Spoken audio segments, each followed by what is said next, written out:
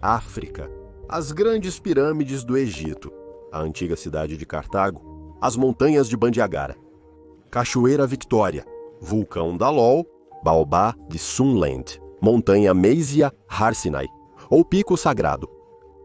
Civilizações antigas, enormes reservas de minerais úteis, paisagens incríveis e espécies raras de animais. Por outro lado, não deixem as crianças vagarem pela África, para o desespero das mães e avós, motivando a ingestão de mingau sem gosto, com a menção de crianças famintas na África.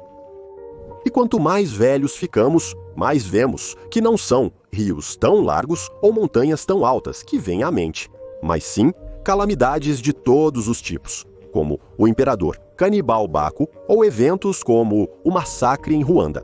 E na maioria das vezes, a percepção das pessoas sobre a África é uma mistura selvagem de recortes, de reportagens, notas baixas em geografia na escola e histórias selvagens de revistas amarelas e sites da mesma cor. Como resultado, todo o continente é percebido como um amontoado de guerras civis, crianças famintas, golpes militares, epidemias e canibalismo. Não é que todos os problemas listados sejam uma constante, mas ainda assim, eles não ocorrem em todos os lugares e o tempo todo. O que impediu os povos do continente negro de se desenvolverem ao nível dos outros continentes? Alguém dirá que é o clima severo e o isolamento do resto do mundo. Alguém dirá que quanto mais fácil é para as pessoas sobreviverem, menos motivação elas têm para impulsionar o progresso. Alguém mencionará a estrutura de servidão e a influência externa. Neste vídeo, tentaremos responder à pergunta eterna: por que a África ainda é pobre? Não é segredo que a África é rica em recursos naturais, terrestres e humanos. O continente negro contém vastas reservas de minerais, manganês, bauxita, cromita, combustíveis fósseis, minérios de cobalto e cobre, ouro, platina, diamantes, fosfatos, urânio e muitos outros recursos úteis. Países como Nigéria, Namíbia, Botsuana, Zimbábue, Zâmbia e alguns outros estão entre os 5 principais líderes mundiais na extração de metais preciosos, petróleo e gás. A área total da África é de quase 30 milhões de quilômetros quadrados. Apesar das vastas áreas de deserto e semideserto, as terras aráveis que podem ser usadas na agricultura somam 9 milhões de quilômetros quadrados. Para comparação, isso é um pouco mais do que a área total do Brasil. A agricultura é a base da economia da maioria dos países africanos. Teoricamente, possuindo recursos semelhantes, os países africanos poderiam se tornar as regiões mais ricas do mundo. Estamos falando, é claro, da chamada África Negra, e não do seu norte, que faz parte do Mediterrâneo, onde a grande civilização do Antigo Egito surgiu na Antiguidade e onde estava localizada uma das maiores colônias africanas, Cartago. O atraso da África, em termos de civilização hoje, é muito exagerado na consciência popular, se considerarmos a história do continente como um todo. Em certos períodos históricos, os africanos não apenas acompanharam, mas também superaram os europeus em desenvolvimento. Por exemplo, na África nunca houve uma idade do bronze. Como produzir bronze era desnecessário, os africanos passaram diretamente da idade da pedra para a idade do ferro. Na África, existiam muitos estados muito desenvolvidos para os padrões medievais, pouco diferenciados do ponto de vista do desenvolvimento socioeconômico dos europeus da mesma época. O exemplo mais brilhante disso é o Império Mali, que mais tarde se transformou no Império Songhai. Essas formações estatais existiram durante o século. Inclusive, no sul da África, o Império Monomotapa existiu ao longo do século. Apesar disso, ainda no século, os comerciantes árabes viajantes escreveram que no sul do continente existia um estado muito desenvolvido e rico em ouro. Outro exemplo é a Etiópia, mais conhecida na antiguidade como o Reino de Axum. É suficiente dizer que Axum foi um dos primeiros estados cristãos na história da Terra. Esses não são todos os exemplos, mas dão uma ideia de que a África atrasada cronologicamente é um estereótipo. Afinal, diferentes povos começaram sua história em diferentes condições geográficas. Geografia, em sentido amplo e restrito, Clima, disponibilidade de plantas e animais domésticos, acessibilidade de rotas fluviais, entre outros fatores. É isso que forma a sociedade humana, e não alguma excepcionalidade. As características culturais e psicológicas dos povos são criadas pelos mesmos fatores fundamentais, a maioria dos quais não depende das pessoas. Mas o que, afinal, levou a África à sua condição atual? O clima agradável da África é fortemente superestimado. Estamos acostumados a perceber a África como algo unificado e inteiro. No entanto, na realidade, o clima varia muito de região para região. Mesmo sem considerar o deserto do Saara, o resto da África não é muito melhor. Na costa oeste, prevalece um clima desértico oceânico. No centro é continental, moderadamente seco. No leste é marítimo e chuvoso. Assim, mesmo as regiões mais favoráveis da África são áridas e extremamente difíceis para a agricultura. Saara. O deserto do Saara, cujos mistérios discutimos em um dos nossos episódios anteriores, não é apenas um oceano de areia. É um buraco negro do ponto de vista logístico. Viajar através do Saara é uma aventura que, desde tempos antigos, tem dificultado seriamente tanto o comércio entre a África e o resto do mundo, quanto a migração. Onde não há migração e comércio, não há troca de tecnologias e cultura. Hoje, muitas pessoas não entendem completamente o quão fortemente a Europa e a Ásia estão cultural e tecnologicamente ligadas desde os tempos antigos. A teia de rotas comerciais, conhecida como a Grande Rota da Seda, teve uma enorme contribuição para o desenvolvimento mútuo em seu tempo. A África habitada, de fato, foi quase completamente isolada do resto do mundo por um longo tempo.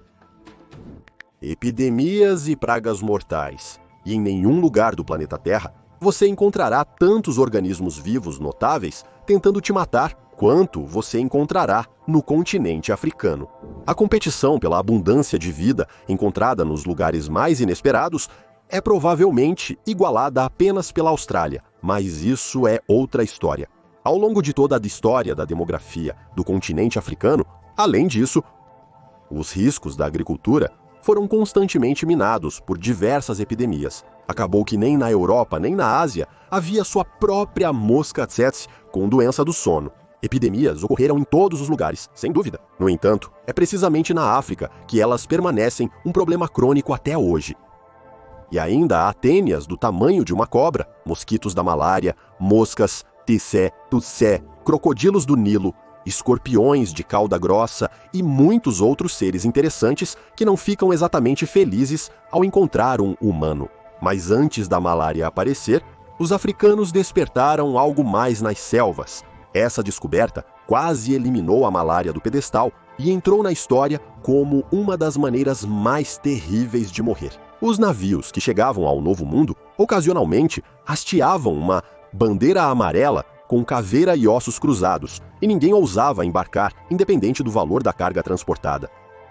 A doença devastou cidades inteiras, tornando-se a base para muitas lendas terríveis sobre colônias desaparecidas, lugares de escravos africanos e seus deuses amaldiçoados.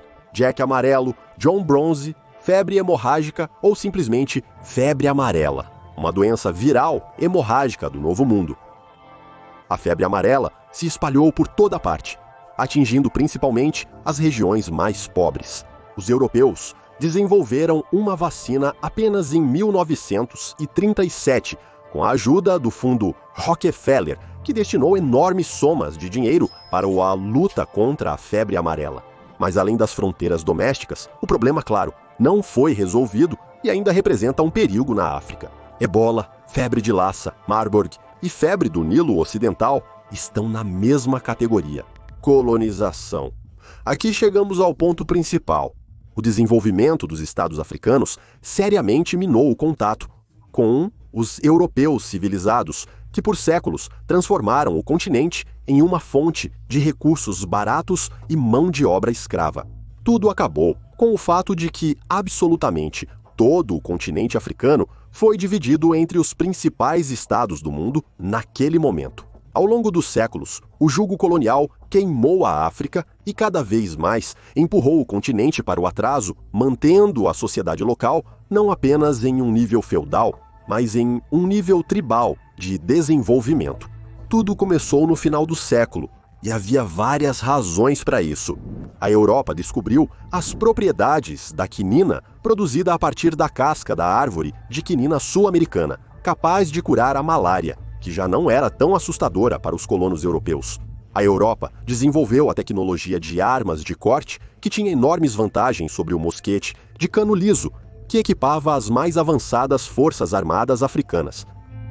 A Europa acumulou conhecimento suficiente sobre a África interior, graças a uma série de viajantes corajosos que atravessaram com sucesso as selvas, pântanos, desertos e provaram que o sol não queima uma pessoa viva lá, como os antigos autores acreditavam.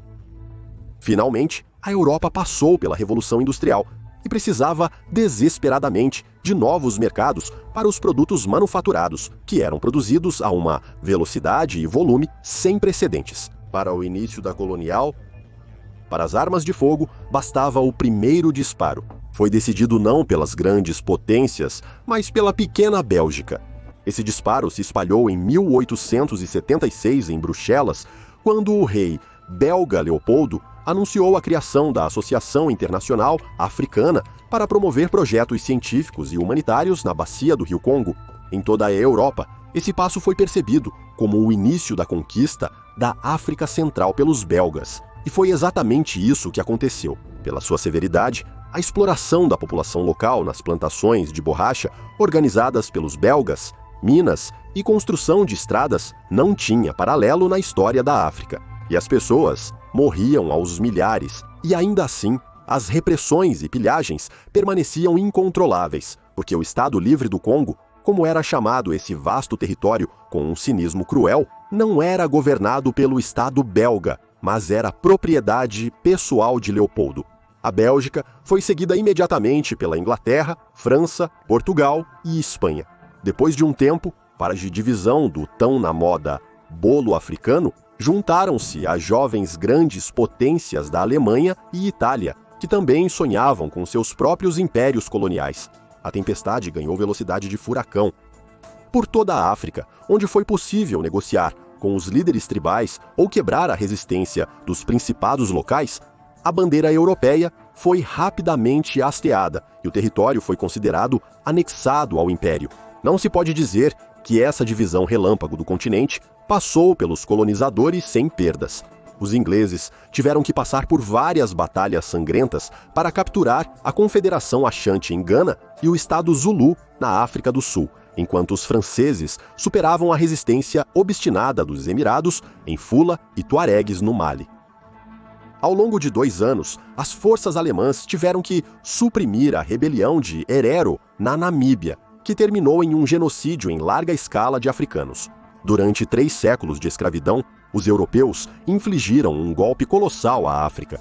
Milhões de africanos foram transportados para as plantações americanas ou morreram durante a captura e transporte. A probabilidade e a colonização dos territórios da África, Eurásia e América pelos europeus foram facilitadas pela dizimação da população que habitava essas terras. Os colonizadores europeus trouxeram consigo álcool, que era um produto muito lucrativo, com lucros variando de 400% a 900%. Eles vendiam para o Novo Mundo em troca de praticamente tudo, desde madeira até escravos. Na África Ocidental, o álcool, especialmente o rum, tornou-se uma parte inseparável do Triângulo de Ouro, ou seja, do esquema de comércio. Rum da América, escravos da África, cana-de-açúcar das Índias Ocidentais. Embora até o final do século XIX, o continente africano se tornasse semelhante a um tabuleiro de damas colorido pelas cores das impérios europeus, Tangânica, território da atual Tanzânia, só foi submetida à Alemanha em 1897 e a França só garantiu o controle sobre a África Ocidental não antes de 1893. A luta pela liberdade das tribos líbias contra os italianos continuou até 1922 e os espanhóis conseguiram pacificar os guerreiros berberes do Marrocos apenas em 1926. Apenas um estado conseguiu manter sua independência, criado pelos africanos: Etiópia. No final do século, o negus etíope Menelik até conseguiu participar na divisão da África, mais do que dobrando as fronteiras de seu estado, à custa de várias tribos ao sul, oeste e leste. Os colonizadores realmente construíram uma economia moderna na África, embora suas escalas, em comparação com as escalas da economia tradicional, não fossem muito grandes. Eles acabaram com as guerras intertribais, acabaram com o canibalismo que florescia na parte central do continente, abriram algumas escolas e hospitais, ensinaram alguns africanos nas universidades. No entanto, eles não transformaram a população das colônias em pessoas civilizadas e independentes. Eles ensinaram os africanos a obedecer aos senhores brancos, mas isso não torna um selvagem um homem civilizado, nem um ex-escravo livre. Havia muito poucas pessoas educadas e especialistas qualificados na África no final do período colonial, mas o mais importante, nem a elite, nem a população em geral estavam acostumadas a tomar decisões, considerar suas consequências e assumir a responsabilidade por sua implementação. Influência da União das Repúblicas Socialistas Soviéticas. No meio do século, a África permaneceu o continente com a gama mais pobre de cores no mapa político. 60% de seu território era dominado por duas cores: violeta, que representava o domínio colonial da França, e verde, que marcava essa ou outra forma de pertencimento da região ao Império Britânico. O processo de descolonização, iniciado após a Segunda Guerra Mundial, enfrentou dificuldades. Os antigos estados europeus só se separaram daquelas terras que, obviamente, não podiam manter. A Grã-Bretanha já não tinha forças para conter o movimento de libertação indiano e a França não conseguia governar na Indochina. No entanto, Londres e Paris acreditavam que possuíam os recursos necessários para prolongar sua permanência no continente africano. Em último caso, poderiam recuar para permanecer, substituindo o domínio colonial direto por formas indiretas de controle sobre a vida econômica e política dos novos estados. Pela primeira vez, a União Soviética abalou essa convicção. A descolonização servia aos interesses fundamentais. Quebrando a unidade do campo capitalista, ela abriu para os povos da África o caminho socialista de desenvolvimento. Durante a crise de Suez, em 1956, os impérios coloniais europeus tentaram forçar o governo egípcio, liderado por Gamal Abdel Nasser, a desistir da nacionalização do Canal de Suez e, com o apoio de Israel, desencadearam uma guerra contra o Egito. Mas o seu primeiro sucesso militar marcou o fim. Em sua declaração oficial, Moscou condenou decisivamente a agressão e ameaçou os ingleses e franceses com as mais sérias consequências, incluindo a prestação de assistência militar direta ao Cairo. Londres e Paris tiveram que recuar. Todo o mundo se convenceu de que o poder dos impérios europeus ficou no passado. Em todo o continente africano, o movimento de libertação estava ganhando força, com o apoio ativo de Moscou. No final dos anos 1950, Marrocos e Tunísia ganharam independência da França, rapidamente estabelecendo relações diplomáticas com a União das Repúblicas Socialistas Soviéticas, graças à ajuda da União das Repúblicas Socialistas Soviéticas, 1966. Tornou-se o ano quase africano. Foi então que 17 países do continente africano ganharam independência de seus colonizadores. No mesmo ano, a Assembleia Geral da Organização das Nações Unidas adotou a Declaração de Concessão de Independência a países e povos coloniais por iniciativa da União Soviética. A declaração foi aprovada pela maioria esmagadora dos votos, com 9 abstenções, incluindo as próprias potências coloniais e os Estados Unidos. A União das Repúblicas Socialistas Soviéticas investiu bilhões de dólares na luta dos países africanos pela independência e pela escolha do caminho socialista de desenvolvimento, fornecendo armas em larga escala para o continente. Por exemplo, o exército da Somália tinha em seu arsenal tanques T-34 e T-54, 55 bombardeiros, Il-20 e 8 caças, MiG-20 e Um-17 e 19. O equipamento obsoleto na União das Repúblicas Socialistas Soviéticas foi substituído por novos e, em troca de créditos, equipamentos e armas, Moscou recebia matérias-primas e vários produtos. Goma natural, bauxita, rolos de metais ferrosos, algodão, sisal, matérias-primas de couro, chá, grãos de cacau, tecidos e açúcar foram enviados para a União das Repúblicas Socialistas Soviéticas a partir de países africanos. A queda, em 1991, marcou o início de profundas transformações no equilíbrio global de poder, que aí, é claro, não poderiam deixar de afetar o continente africano. E isso abriu a próxima etapa de competição pelo controle da África. Os Estados Unidos emergiram como o principal pretendente à herança africana.